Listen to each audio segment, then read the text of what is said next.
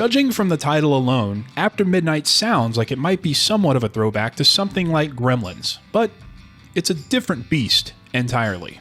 It's really more of a love story, and one rooted more in reality than you might think. It follows two starry-eyed lovers, Hank and Abby, who we first meet in a sappy sequence dripping in all the cliches a writer can muster. Shortly thereafter, though, we flash forward a few years and learn that everything isn't quite as rosy as it seems. Turns out, Abby's unexpectedly skipped town, and at the same time, a demonic creature has shown up to terrorize poor Hank on a nightly basis. In response, a depressed and despondent Hank has taken up drinking and the role of guardian, pushing his couch up to his rundown home's front door, shotgun in hand, to make sure the creature outside never makes its way in.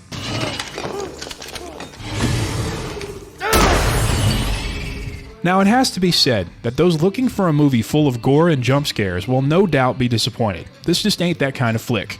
But if you can ignore the somewhat misleading marketing, the movie has quite a few things working in its favor. The symbolism is heavy-handed. I mean, a guy whose longtime girlfriend leaves overnight, sends his life into a downward spiral isn't enough. He has to face a literal demon too, but the simplicity of the story actually works in the film's favor.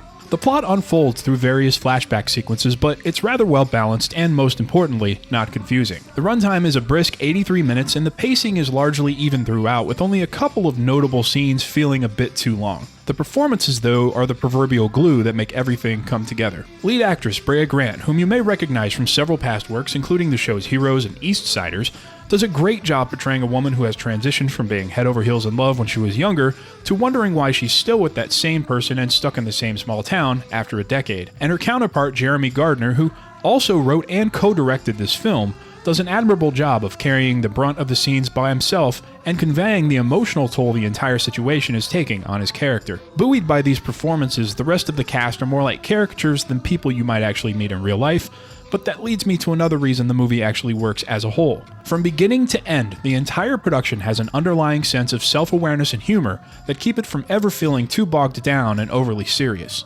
Yeah, that's a pool of blood. I think you got it, buddy. If the film had instead tried to be a serious commentary of any sort, it wouldn't have worked nearly as well. The end result, then, is a rather entertaining and well-acted movie that doesn't overstay its welcome and can, despite its name, be watched at any time of day. I give After Midnight 4 drunken couch flips out of 5. Thanks for watching. If you liked the video, I encourage you to smash that like button and hit subscribe to see more reviews in the future. You can also follow me at any time on Twitter, @It'sDonAllen. Till next time.